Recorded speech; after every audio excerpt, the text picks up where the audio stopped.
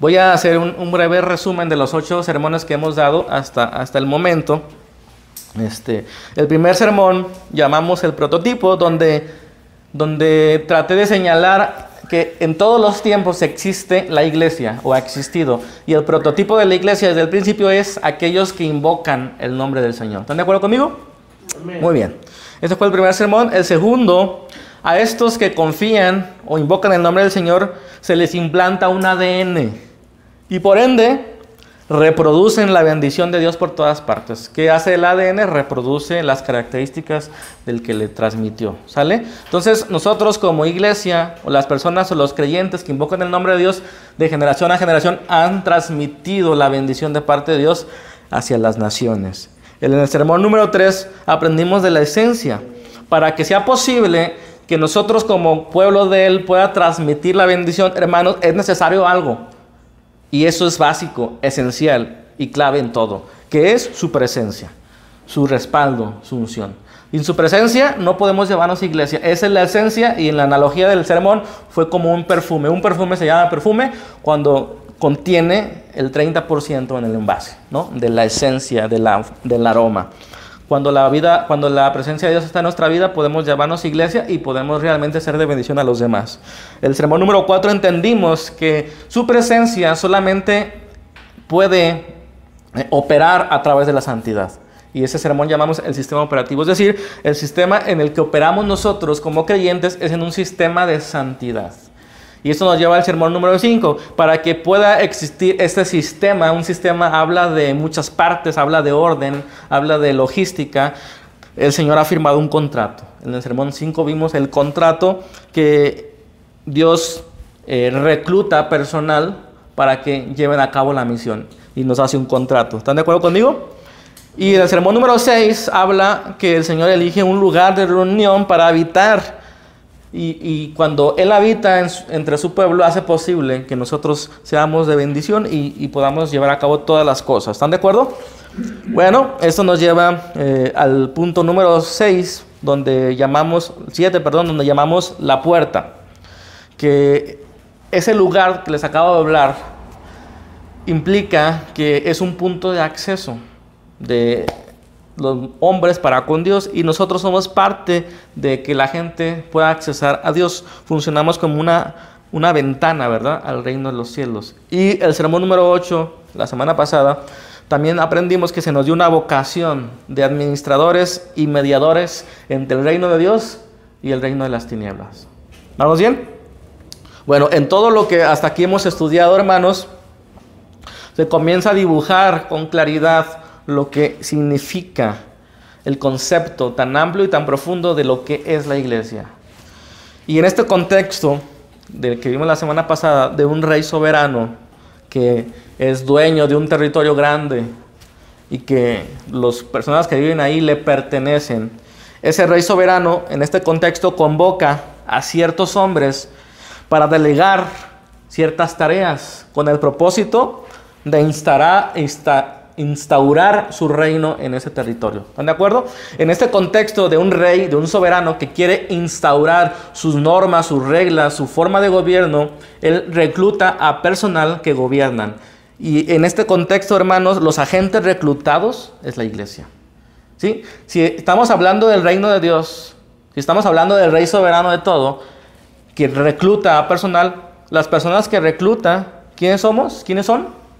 Nosotros. ¿Y cuál es la tarea? Instaurar el reino, implementar sus normas. Entonces, la asamblea o los convocados a llevar a cabo lo que el rey está pidiendo son la iglesia. Esta es la definición más básica de iglesia: asamblea o convocados. ¿Sí? Y es importante que entendamos que se nos recluta, se nos convoca para una misión particular, no simplemente para estar aquí y ya estamos aquí, o para llevarnos al cielo. Y es muy importante no perder de vista esto, porque a veces nos concentramos en una parte de lo que es iglesia. Por ejemplo, en el concepto de ser rescatados. ¿Es importante el rescate? Sí, pero a veces nos concentramos tanto en la salvación de nuestras almas, de un destino incierto, de irnos al cielo y abandonar el mundo, que quedamos incompletos en la misión. No se trata solamente de ser liberados de la culpa e irnos al cielo. Eso es incompleto, porque sabemos que el Señor nos rescata, pero en este rescate, en la historia bíblica, el Señor rescata a unos esclavos. Noten la función o la vocación de esas personas que son rescatadas, que son esclavos. Los esclavos eran una vocación en aquel tiempo, hacían ciertas funciones. Fíjense cómo el Señor los rescata para de esclavos convertirlos en reyes. Fíjense el cambio, ¿no? Tú eres esclavo, ahora eres gobernador, ahora eres un rey. Y también nos rescata o nos transforma un oficio común o profano para hacer un oficio santo, que es un sacerdote. Es lo que vimos la semana pasada. Entonces hay una misión, y la misión es que el reino venga o sea instaurado, en palabras de Jesús, que se haga la voluntad de Dios como en el cielo, así también en la tierra. Y en otras palabras, que su nombre sea reverenciado o santificado. Y aquí estamos, hermanos, tenemos un prototipo de iglesia, tenemos un ADN que transmitir, tenemos una esencia que no podemos quitar, tenemos un sistema donde su presencia está, tenemos un contrato de beneficios y responsabilidades, un lugar de reunión que lleva el propósito, todo esto, de ser una ventana al reino de los cielos, asumiendo nuestra vocación de sacerdocio santo. Entonces, concluyendo esta parte, la iglesia es un grupo de personas de cualquier lengua, de cualquier etnia, de cualquier nacionalidad, que son llamados para ser parte del reino de Dios. ¿Sí o no? Para ser parte del reino de Dios, en Cristo, sabemos, se puso en marcha de una manera más palpable el reino de Dios. Él vino y dijo, el reino de Dios se ha acercado. El reino de Dios siempre ha estado, pero en Jesús se acercó de una manera inminente, contundente. Y ahora estamos aquí, somos parte del reino, somos parte de la familia de Dios, somos conciudadanos de los santos, como dice Pablo o como dice Pedro. El texto que vamos a volver a leer y leímos hace una semana, Pedro 2:4. ¿Sí? ¿Cuántos se sienten gozosos de ser parte de la familia de Dios? Amén. Es un privilegio. Pero no perdamos de vista, hermanos, el contexto de ese privilegio. Se nos llamó de ser esclavos a ser reyes, de ser un oficio profano a ser un sacerdocio santo. No perdamos de vista eso, porque es lo que vamos a ver hoy. ¿Qué significa o qué implica eso de ser un sacerdote para Dios?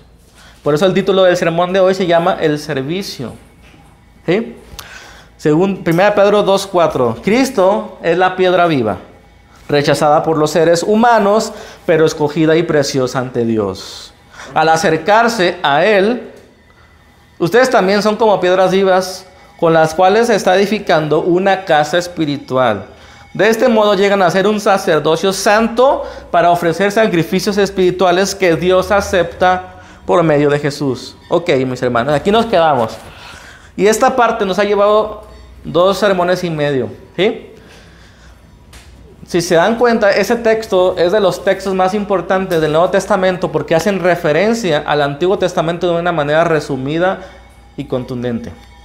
¿Qué somos nosotros? Dice el apóstol, como piedras vivas, que juntos construyen una casa espiritual. En términos del Antiguo Testamento, un templo. Y sabemos que en el templo habita Dios. ¿Sí o no? ¿Qué hacemos juntos? Un templo para Dios. ¿Y qué hacen en el templo los que tienen la vocación de servir dentro de él? Aquí dice, llegan a ser un sacerdocio para ofrecer, ¿qué? Sacrificios espirituales. Ok. Sacrificios espirituales. Y piensen, hermanos, un momento, qué profundo, qué amplio y qué variado puede significar esto. Sacrificios espirituales. ¿Sí? Sacrificios espirituales no significa cosas que no se puedan tocar o palpar. Sacrificios espirituales quiere decir que va más allá de lo físico o de lo que representó aquella figura y sombra del Antiguo Testamento. Una vocación, como vimos, es una tarea o un oficio que es requerida por un soberano. Las personas que acuden al llamado y pasan la prueba, las entrevistas, como en la actualidad, esas personas se convierten en elegidos o santos, como dice la Biblia. En esta acción de llamar del soberano y reclutar al personal y de responder del personal, está escondido el significado de iglesia que acabamos de ver. Vocaciones específicas que funcionarán como reyes y sacerdotes. En pocas palabras, unos que facilitan al mundo cómo es el reino de los cielos. ¿Sí? Y quisiera complementar con este sermón lo que vimos la semana pasada, una peculiaridad del servicio de los sacerdotes, con la finalidad de reflexionar sobre nuestras personas, sobre nuestras vidas. Y de verdad hacernos la pregunta, ¿realmente ustedes puedes responderte en tu corazón el día de hoy? ¿Realmente estoy a la altura de esta vocación? Y fíjense que una vocación implica varias cosas, ¿no? Piensen en la vocación quizá más complicada en esos tiempos, que es ser médico, y más por los tiempos que vivimos del COVID. ¿Qué se necesita o qué se requiere para estar a la altura de la vocación de médico? En primer lugar, estudios de unos 6, 8 o 10 años. En segundo lugar, una práctica, una experiencia en campo. ¿Sí? Y en tercer lugar, estar ahí en el pie del cañón en circunstancias como esta. ¿Qué significa estar a la altura de esa vocación en esas circunstancias? Que con profesionalidad, con prudencia, con valentía, están al pie del cañón y saben implementar todo lo que estudiaron y aprendieron. ¿Están de acuerdo? Ahora les pregunto, en estas circunstancias, ¿estamos a la altura de nuestra vocación de sacerdotes?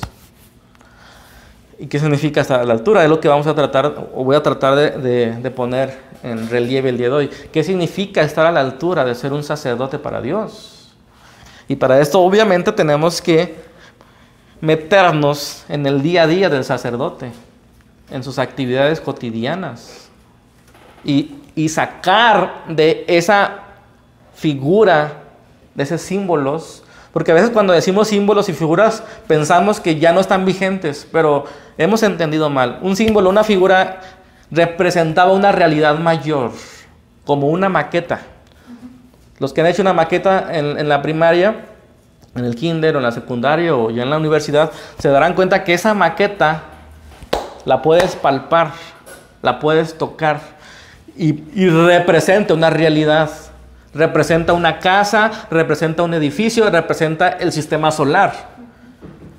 Que represente eso no significa que después, la maqueta era un símbolo, ya pasó de moda, ya no tengo que hacer nada. No, significa que si voy a construir la maqueta, tengo que hacer realidad cada uno de esos símbolos, cada una de esas pequeñas figuras. ¿Están de acuerdo? Creo que no hemos entendido entonces qué significan los sacrificios, lo que implicaban para aquel sacerdocio y lo que implica para nosotros hoy. Si nosotros no entendemos eso, no vamos a ser dignos de la vocación. Si ser médico hoy, si ser médico implicó muchos estudios, mucha lectura, muchos desvelos y estar al pie del cañón, hermanos, y no entender esa vocación, dices, bueno, pues yo mejor me dedico a otra cosa ahorita porque me da miedo estar allí, porque no quiero estudiar ni leer. ¿Están de acuerdo? No está a la altura de esa vocación esa persona que decide renunciar a ser médico. Y hermanos, cuando nosotros confundimos que aquellos símbolos siguen vigentes, pero hechos realidad, y nosotros entendemos eso, nuestro cristianismo debería de cambiar. Pero no lo hemos entendido porque en la práctica lo vemos. Las personas se olvidan de Dios todos los días y vienen el domingo con las Biblias empolvadas, si es que vienen. Y no toman con seriedad esta vocación, porque si conociéramos un poquito de lo que implicaba ser sacerdote, del madrugar, de organizarse, de ser meticuloso, hermanos, no seríamos negligentes ni siquiera con nuestras asistencias o con nuestra puntualidad. Pero no hemos entendido, y la verdad, hermanos, es que la realidad después de Cristo no ha superado al símbolo que fue en el Antiguo Testamento, y eso es una desgracia. Muchos piensan que la gracia o vivir bajo la gracia es olvidarse de todo y hacer libros. No, vivir en la gracia significa hacer realidad aquellos símbolos. ¿Para qué fueron dados esos sacrificios? ¿Qué realidad mayor representaban? ¿Me explico? Y entonces, cuando entendemos eso, vamos a vivir esas realidades. Y ese es el objetivo del día de hoy. Que ojalá podamos comprender un poquito lo que era el sacerdocio levítico y el desafío que trae para nosotros llevar a cabo esa maqueta. ¿Están de acuerdo? En esta analogía, una maqueta trae esfuerzo, trae creatividad, trae orden, sí, ¿verdad? Vas poniendo ahí las cositas, las vas haciendo bonitas, pero no me digan que es más fácil construir no me digan que es más fácil construir el edificio que representa la maqueta que la maqueta misma, ¿verdad que no? El edificio implica más esfuerzo, más recursos, ¿sí o no? Amén. No menos. Y eso significa la gracia, pero la gracia significa que Dios nos ha hecho libres para poder hacer realidad lo que simbolizaba un sacrificio. Y la verdad es que se nos ha olvidado y hemos descuidado el templo. Es una realidad. Es una realidad esto. No tengo que convencer a nadie ni a mí mismo. ¿Ok? Bueno, cada vocación presenta un servicio como el del médico, como el del albañil, todo ese servicio, hermanos, en ese servicio se encuentra la finalidad de haber contratado a alguien. Si tú tienes un negocio y tú eres un empresario y tú vas dándote cuenta de los procesos, ¿no? Poncho que ha tenido negocios de la carpintería, no me acuerdo cómo se llama tu arte, litografías.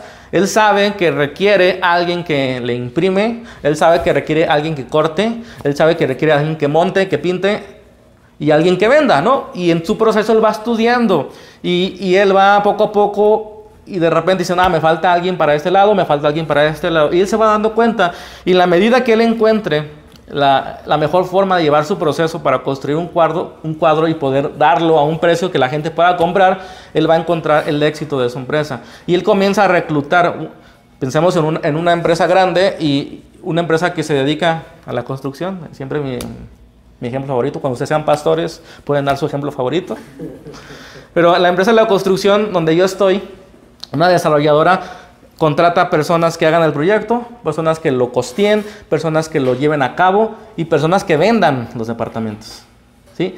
Y se van reclutando gente para cada área. Cuando tú requieres un servicio, cuando tú requieres cubrir unas tareas, tú reclutas a una persona. Y no quiero que pierdan de vista esa, porque aquí está la esencia de ser iglesia. El Señor requiere reyes y sacerdotes. El Señor requiere un personal que lleve a cabo su reino. Amén. Entonces, si una empresa como la que hemos visto de un lápiz implica una logística bien pensada, bien ordenada, para que los que corten tengan que cortar, para que los que transporten tengan que transportarlo en el mejor costo, para que los que lleven a cabo las máquinas, las ejecuten, puedan producir un lápiz y se pueda dar a 5 pesos. Si no fuera por esa logística bien pensada y bien planificada, el lápiz no podría darse a 2 pesos o 5. Tendría que darse a 200 pesos por todo lo que implica. ¿Quién puede hacer un lápiz aquí? ¿Cuánto te tardarías en fabricar un lápiz tú mismo? ¿Y que te quede bonito? Prácticamente es muy difícil. Y toda esta logística bien pensada, bien ordenada, nos lleva a mejores resultados, hermanos. Quiero que no pierdan de vista esto, porque el reino de Dios implica orden. ¿Sí? El reino de Dios, la iglesia, no puede compararse con un negocio. Eso lo he dicho de muchas formas. Pero no puede ser menos que un negocio. No puede implicar menos que un negocio. Dice un dicho mexicano, el que quiera tienda, que la tienda.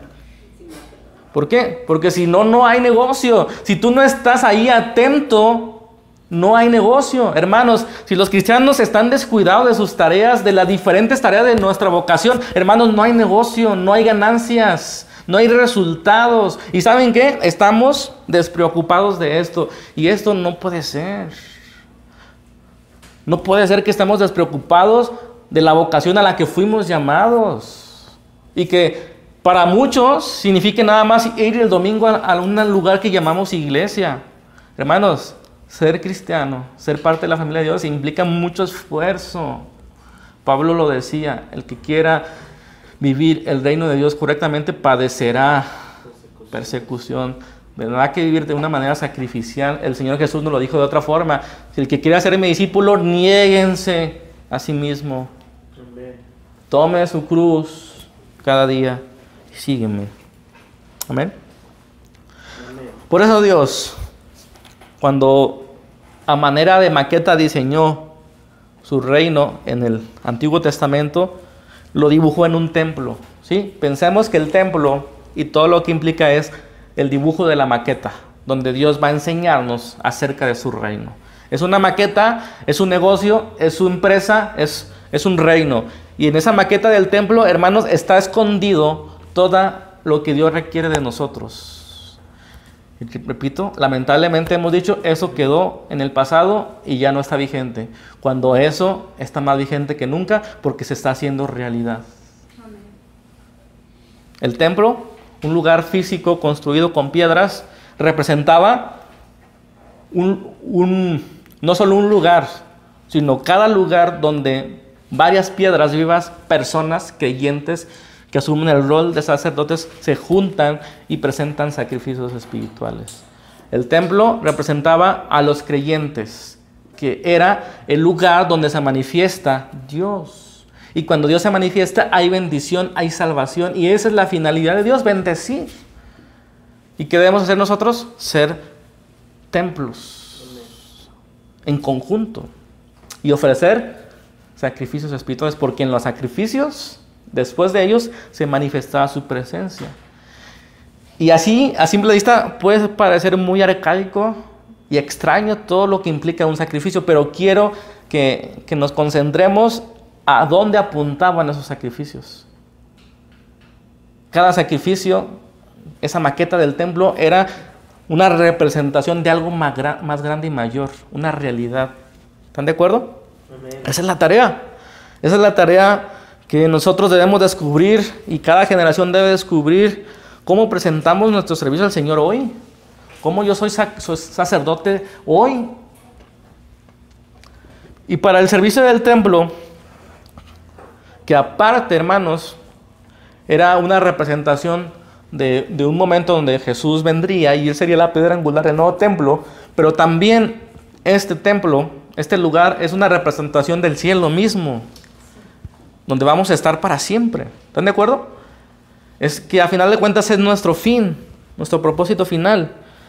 Quiero resaltar que el Señor para el servicio del templo apartó a una tribu, a una de 13, la tribu de Leví, para que llevara a cargo esas actividades.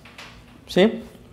Estas actividades en sí mismas, cada una de ellas era un privilegio. Es decir, si tú no eras levita y veías lo que ellos hacían, te daba cierta envidia santa. Yo quisiera estar ahí. Yo quisiera estar en ese momento en el que el levita está cerca de la presencia del Señor. Y no era posible para todos. Los levitas, la tribu de Leví, se estableció que a los hijos de Aarón se iban a subdividir las tareas, las funciones de llevar a cabo el templo o el tabernáculo en aquel entonces. Y cuando David es rey, un poco más adelante, se repartieron los servicios entre 24 grandes familias, ¿sí?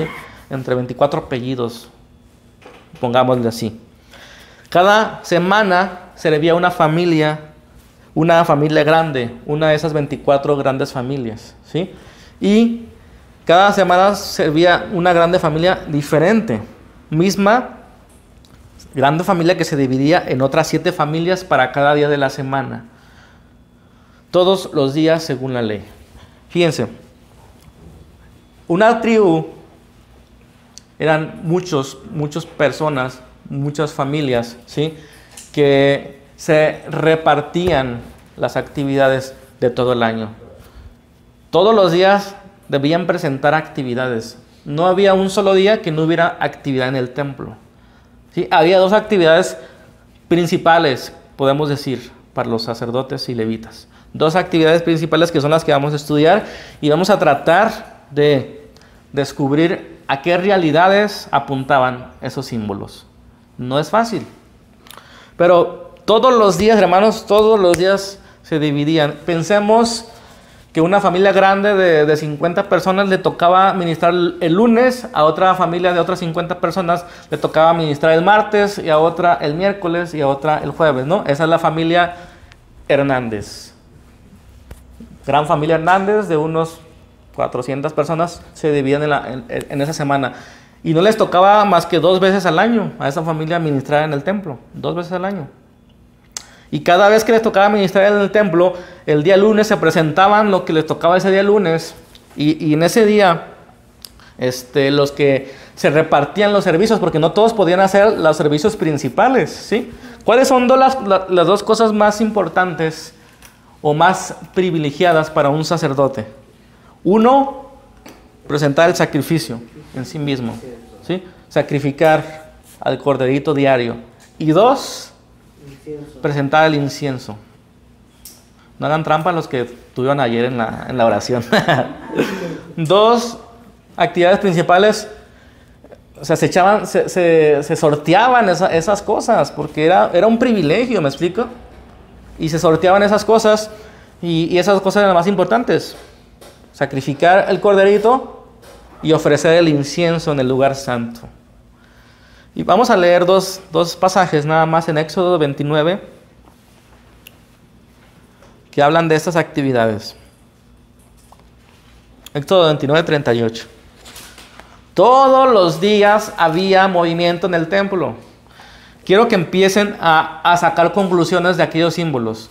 ¿Qué significa esto?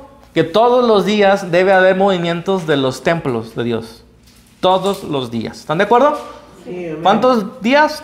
Todos. Y el día de reposo, doble. Así decía la ley. El día de reposo, doble movimiento. Todos los días debe haber movimientos, y los días de reposo, doble. Todos los días nosotros como sacerdotes debemos presentar movimientos para el reino. ¿Están de acuerdo? Éxodo 29, 38 dice así: esto es lo que ofrecerás sobre el altar: 2 corderos de 1 año cada día, constantemente, continuamente. ¿Cuántos corderos? 2. Todos los días, continuamente, sin ninguna excepción, todos los días presentarás 2 corderos. Ofrecerás uno de los corderos por la mañana, y el otro lo ofrecerás por la tarde. Todos los días, 2 corderos, uno en la mañana y otro en la tarde. Versículo 42. Esto será holocausto continuo por las generaciones de ustedes a la entrada de la tienda de reunión, delante del Señor. Y dice, fíjense lo que dice, y esto es lo más importante, los sacrificios, donde yo, el Señor, me encontraré con ustedes para hablar ahí contigo. Noten la importancia de los sacrificios. Allí me encontraré con ustedes y hablaré con ustedes. Ahí me encontraré con los israelitas, y el lugar será santificado por mi gloria. Santificaré la tienda de reunión y el altar. Y también santificaré a Aarón y a sus hijos para que me sirvan como sacerdotes. Hermanos, esto es fundamental para nosotros como iglesia.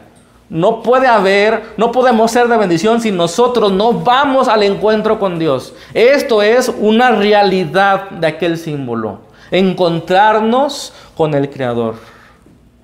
¿Para qué? Para que Él santifique el lugar, para que santifique los templos vivos, para que santifique a los hijos de Aarón. Hoy nosotros tenemos un sacerdocio más alto, de una familia diferente, ¿verdad? La familia de Jesús. El orden según Melquisedec, como dice la Escritura.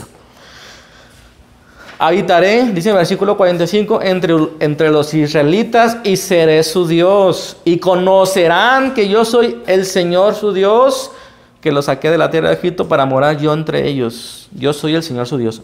Quiero que noten la secuencia para que suceda lo último, que es que Dios se manifieste. Si se fijan, conocerán que yo soy su Dios. ¿Cómo creen que sucedía ese conocimiento? Era algo que se podía ver, que se podía palpar.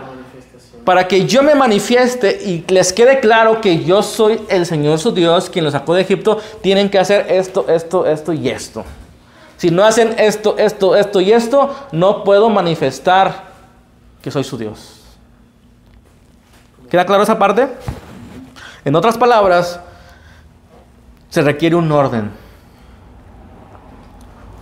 Para que sea evidente que Dios está ahí, que los israelitas palpen que Él habita entre ellos, es necesario un momento del encuentro entre Dios y los israelitas, entre los sacerdotes y Dios. Para que facilite ese encuentro, dicen, para que Dios se manifieste es necesario un encuentro. Para que se facilite este encuentro es necesario que se presente un sacrificio. Y para que se presente un sacrificio es necesario seguir ciertas indicaciones. ¿Sí? ¿Quedan claro eso? Todos los días por todas las generaciones deben hacer esto. Y aquí nos llegamos al punto. Para ofrecer un holocausto, hermanos, no tienen la idea de todas las indicaciones y de todo lo que implicaba. Me tardaría 2 sermones seguidos en explicárselas. Me tardé muchísimo en leerlo y espero poder expresarlo con claridad. Para que llevaran a cabo un holocausto, ¿cuántos holocaustos se presentaban al día? 2. Y para que se llevara a cabo un holocausto implicaba una logística más grande que la de fabricar un lápiz. ¿Sí? O sea, secuencias, tareas específicas, cuidados específicos para poder presentar un holocausto y que el holocausto hiciera posible el encuentro con Dios y que el encuentro con Dios hiciera posible que ellos fueran santificados y que la santificación de ellos pudieran ahora sí bendecir a los demás. Y así terminaba el sacrificio. El sacerdote, se le llama la bendición sacerdotal, bendecía al pueblo cuando Dios aceptaba el sacrificio. ¿Sí? Toda esta logística implicaba mucho esfuerzo, muchas personas. Es como si Dios les estuviera preguntando lo siguiente. Pongan atención a esta pregunta. ¿Quieren la manifestación de mi presencia, que los hará significativamente diferentes a otras naciones y así puedan cumplir mi misión? Sigan estas instrucciones. Es lo que está diciendo Dios en otras palabras.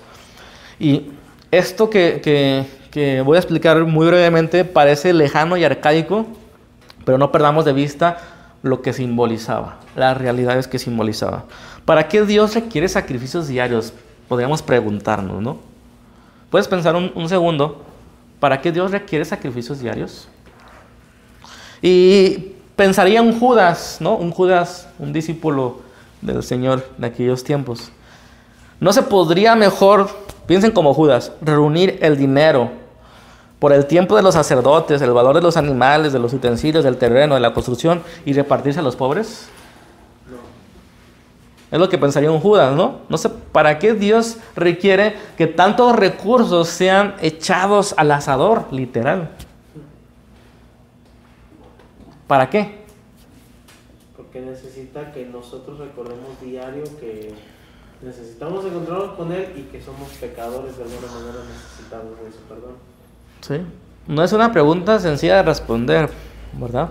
Aunque la respuesta clara es no. No podemos juntar todo ese dinero y dárselo a los pobres. ¿Hermana? Para podernos acercar a Él y estar con Él en su presencia. Muy bien, es una buena respuesta. Y yo puedo completar porque el reino de Dios, como dice Pablo, es justicia, paz y gozo. Y la justicia y la paz y el gozo solo puede avanzar, hermanos, cuando el pueblo está en contacto con Dios, como lo veíamos, que era la finalidad, ¿verdad? En un contexto, hermanos, el reino de Dios avanza en justicia, en paz y en gozo, solo en un contexto de una relación cercana con Dios y lo que se deriva de allí, ¿no? Cuando los sacerdotes se acercaban a Dios en representación del pueblo, Dios bendecía al pueblo. Y una vez bendecidos, ahora sí puedes repartir bendición. Es necesario esto para que el reino avance. No se puede quitar. Quitar esto, hermanos, es quitar el concepto de iglesia. ¿Cómo podemos bendecir? Primero yendo a ser bendecidos, a ese contacto cercano con Dios. Y para que existiera ese contacto con Dios cercano, íntimo, era posible solo mediante un ritual de sacrificio que representaba una realidad mayor. ¿Y qué representaba esa realidad mayor? Y esa es la pregunta más complicada. ¿Cómo es que el reino de Dios, en ese tiempo del sacerdocio levítico, avanzaba mediante esos rituales y sacrificios continuos? Y cómo hoy sigue vigente ese sistema mismo. Pero ahora no con un orden de sacerdocio levítico, sino con un orden mayor. Fíjense que la palabra orden significa familia, significa subdividir. El orden de Leví es según la familia de Leví. Pero nosotros tenemos un sacerdocio mayor porque somos según el orden o la familia de Melquisedec, que es la orden de nuestro Señor Jesucristo. ¿Sí o no? La respuesta es compleja, pero ahí les va mi respuesta resumida. ¿Cómo es que el sacrificio levítico sigue vigente hoy en el sacrificio del orden de Melquisedec o de Jesús? Hermanos, noten esto, porque yo creo que es lo más importante. La constancia y la secuencia de lo que implicaba un sacrificio. Esa es la primera lección. La constancia y la secuencia de lo que implicaba un sacrificio. Que como vimos en el texto que acabamos de leer, esta constancia y continuidad permitía que Dios se hiciera presente y eso preparaba a los sacerdotes para servir al pueblo y mediar al mundo. Porque en esta recurrencia constante, ellos entendían la gravedad del pecado. No es hasta después de que entendamos la gravedad del pecado que vamos a tener estos cuidados que ellos tenían. Hasta que entendemos cómo nos estorba el pecado en nuestra misión de ser sacerdotes y reyes, vamos a entender la necesidad diaria, constante, de presentar sacrificios al Señor. Amén. Porque eso representaban los sacrificios. ¿Qué? La gravedad del pecado. Porque era necesario que todos los días, 2 veces al día, se sacrificara un corderito inocente, porque la paga del pecado es muerte. Porque para acercarse y ser bendecido por un Dios santo, se requiere purificarse. Y como dice la Escritura, sin sangre no hay remisión de los pecados. Pero la realidad más profunda a la que apunta el sacrificio que representa la gravedad del pecado, hermanos, es un corazón arrepentido y con ganas de obedecer. Porque Dios dio sus mandamientos y cuando el pueblo no cumplía sus mandamientos venía y pedía perdón. ¿Cuándo alguien se arrepiente? Cuando tiene ganas de obedecer, si no, no. Entonces los sacrificios era un arrepentimiento constante, un ruego constante. Si ustedes se dan cuenta, cuando Salomón inaugura el templo, la frase más recurrente es para que perdone sus pecados. Hermanos, si nosotros no entendemos la gravedad del pecado, nunca vamos a estar a la altura de nuestra vocación. Vamos a tomar a la ligera cualquier cosa. En la iglesia quieren que vayamos hoy, pero hoy no es día de reunión. Hoy Dios quiere que vaya y visite, pero estoy cansado, está lloviendo y el COVID, ¿no? Y empezamos a razonar, pero no entender la gravedad del pecado, la grandeza de nuestra vocación, hermano, nos lleva a menospreciarla. Arrepentimiento era la finalidad del sacrificio, ¿no? Estar arrepentidos. Y para estar arrepentido debes estar consciente de que hay algo que hay que hacer. Y a veces lo intentas y no puedes. ¿Están de acuerdo? Fíjense cómo nuestra falta de interés en conocer la voluntad de Dios o la ley o los mandamientos nos llevan a la falta de confesión. ¿De qué tengo que confesarme si no sé qué estoy haciendo mal? Pero si tú sabes y conoces cuál es la misión que Dios ha dado a la iglesia, los mandamientos que ha dado específicamente, te vas a dar cuenta de tu necesidad continua de arrepentirte. Señor, no soy lo que tú quieres que sea. Señor, peco por omisión o por comisión constantemente. Estoy fallando. Padre, ayúdanos. Y esa sensación de querer hacer lo bueno, de estar en la misión, te lleva a estar consciente de que no estás limpio y de purificarte constantemente. La raíz de la palabra pecado y la raíz de la palabra sacrificio y ofrenda están muy relacionadas. Sacrificio significa traer o acercar algo por implicación religiosa al altar. ¿Qué significa sacrificio? Traer algo al altar. Y ofrenda significa presentarse y ofrecer algo en el altar también.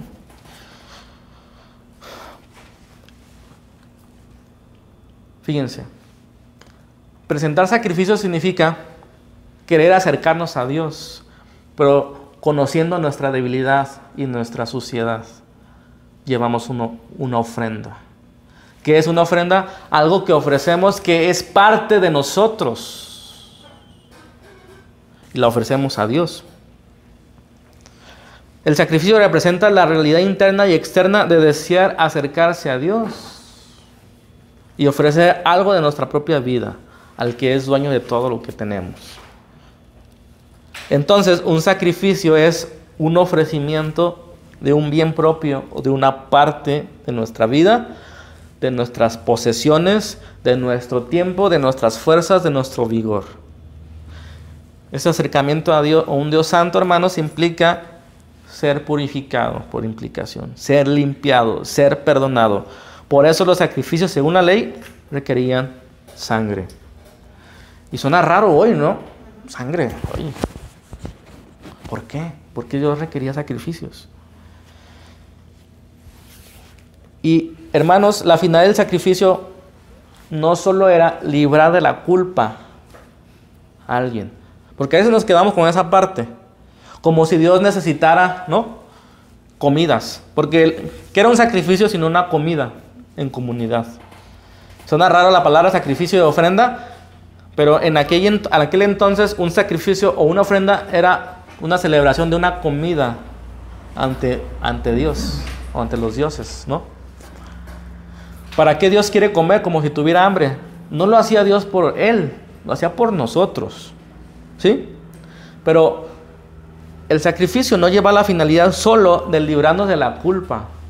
Si es necesario pedir perdón, si es necesario purificar nuestras almas cada momento, sí lo es. Pero si nosotros nos quedamos aquí, hermanos, es como si lo único importante fuera librar la culpa, afecta hasta nuestra manera de evangelizar. ¿Cómo vamos a evangelizar si solo nos centramos en la parte de librarnos de la culpa del infierno, como hemos evangelizado en los últimos años? ¿Y cuántos saben o ya están identificando a este momento de la serie que el rescate o librarse de la culpa es solo una parte necesaria para la misión de ser iglesia? Necesaria porque Dios es santo, ¿no? No podemos acercarnos sin que el pecado sea cubierto, ¿no? Pero no, la finalidad del sacrificio no es esa, sino lo que sucede cuando es quitado ese estorbo para acercarnos nosotros a Dios. La finalidad del sacrificio es que nosotros nos podamos acercar a Dios y llevamos un presente propio de nosotros para que ese presente, como Dios lo ordena, pueda quitar la culpa, pueda limpiar nuestras conciencias. ¿Sí o no? Y ahora sí, ya que ese sacrificio funciona como que quita el estorbo, ahora sí puedo caminar hasta su presencia. Esa es la finalidad, mis hermanos. A veces nos perdemos en la sangre, ¿no?, de los sacrificios, cuando la finalidad es quitar la culpa, sí, pero para acercarme hasta el trono de su gracia. Y en el capítulo 30 de Éxodo, ahí enseguida, llegamos a la otra parte que les mencioné de ser sacerdote, ¿no? La otra parte importante. Había muchas actividades, ¿no? Esas son las dos más importantes. Éxodo 31. Dice así: además harás un altar para quemar incienso en él. De madera de acacia lo harás. Versículo 6, pasamos. Pondrás el altar delante del velo que está junto al arca del testimonio, delante del propiciatorio que está sobre el arca, donde yo me encontraré contigo. Fíjense que esa es la parte más importante de todo, donde yo me encontraré contigo. ¿Por qué todo este ritual? Porque Dios quería encontrarse con su pueblo, pero el pueblo no es santo y Dios sí es santo, y se requiere todo esto. Entonces, este altar para quemar incienso, hermanos, representaba el momento más importante entre el sacerdote y Dios, que derivaría en bendiciones para todos. Dice, me encontraré contigo, versículo 7, Aarón quemará incienso aromático sobre él, lo quemará cada mañana al preparar las lámparas. Cuando Aarón prepare las lámparas, al atardecer quemará incienso. En resumen, habrá incienso perpetuo delante del Señor por todas las generaciones de ustedes. ¿Ok? Fíjense, la parte del sacrificio, 2 holocaustos diarios son necesarias de por vida, dice el Señor. Pero esos 2 sacrificios o esos 2 corderos simplemente quitaban el estorbo, ¿no? Quitaban la parte que nos estorba para acercarnos a Dios. Pero la finalidad de todo este ritual era que el sacerdote se pudiera acercarse a Dios y encontrarse con Él. Y todo esto era representado, hermanos, por ofrecer incienso aromático. Y había una forma de preparar el incienso, ¿no? Sí. Que solamente, si no recuerdo mal de lo que leí, solamente una familia sabía prepararlo de todas las 24 grandes familias. Ese era el aceite, ¿no? Es muy parecido. Solamente una familia podía preparar el incienso, o sabía prepararlo, mejor dicho. No me acuerdo cuál familia es. Sí, también había alguien que preparaba el aceite de la unción. De uso muy sagrado, decía. Sí. Entonces, hermanos, quiero enfatizar esta parte del sermón. ¿Qué era lo más importante de un sacerdote? ¿Ofrecer qué? Sacrificio y ofrenda. Pero el sacrificio se ofrecía para quitar el estorbo, pero si podemos resumir en una cosa, si podemos resumir una sola cosa, la finalidad del sacerdote o la función principal era encontrarse con Dios, que era representado por el ofrecer el incienso. ¿Queda claro esa parte? Sí. Y dice el Señor, habrá incienso por siempre. ¿Sí o no? Ok, vamos terminando. Cada orden, las 24 que les digo, se dividían los días de la semana. Cada día 7 familias que estaban dispuestas, disponibles para servir al Señor, ¿no? Pero no a todos les tocaban las funciones principales. Como eran más personas de lo que se requería, tenían que echar suertes, ¿no? Tenían que sortearse las funciones. Y había 4 actividades que englobaban todas. Ya les mencioné 2, pero había 4. La primera suerte que se echaba para que algunos pudieran tener el privilegio de servir en eso era muy por la mañana, todavía ni amanecía, ¿sí? El primer sacrificio se presentaba a las 9 de la mañana, a la hora tercera, como dice la Biblia, y implicaba unas 2 horas o 2 horas y media de preparación. ¿Qué era lo que hacía a la familia que le tocaba ese día? En la mañana, muy por la mañana, se iban a lavar.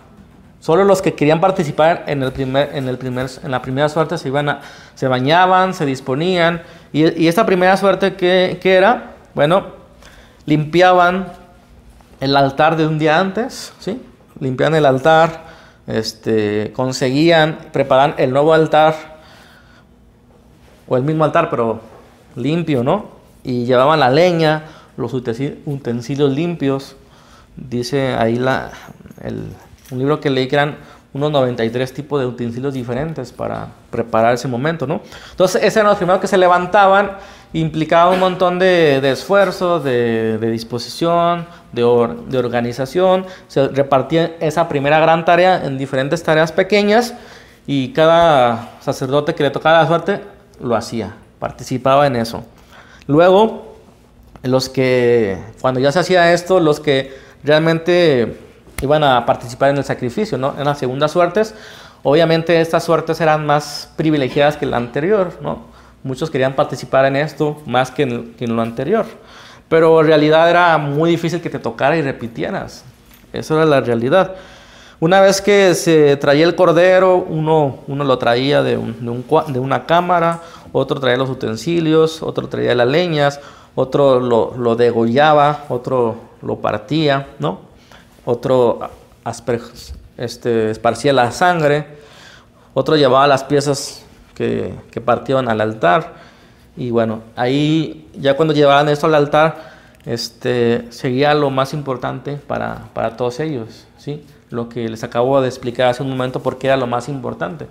Si el sacrificio era importante porque quitaba los estorbos, lo esencial o la finalidad era presentarse delante de Dios en el lugar santo y ofrecer el incienso, que dice el libro de Apocalipsis representa las oraciones de los santos. Ahí ya nos da la interpretación. ¿Qué son los inciensos?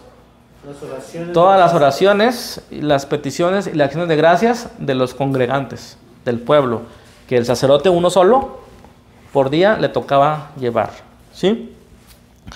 Ofrecía el incienso y después la última tarea era quemar las partes del sacrificio en el altar. La parte más preciada, como les acabo de explicar, es esa, la del incienso. Y cuenta pues, la historia, por así decirlo, que como eran tantos en las familias, ¿sí? Los que se repartían las diferentes actividades, que esta actividad particular de ofrecer el incienso era tan preciada que sorteaba solo sobre los que nunca lo hubieran hecho. Y era difícil que una persona lo repitiera en su vida más de una vez, ¿sí? Entonces, fíjense, en ese momento donde tú eres sacerdote de la familia tal, te toca servir en el templo, te toca las suertes del incienso, era una suerte. Era un gran privilegio, máximo honor, ¿sí? Obviamente había una actividad todavía más sublime que todas estas, que era una vez al año, en el día de la expiación. El sumo sacerdote, esto lo hacían sacerdotes, pero en ese día el sumo sacerdote, el jefe de los sacerdotes, el mayor, presentaba por el pueblo un cordero y entraba hasta el lugar santísimo, no en el lugar santo, ¿sí? Y esa era la parte más sublime de un sacerdote. Eso es lo que hizo nuestro Señor Jesucristo, ¿están de acuerdo?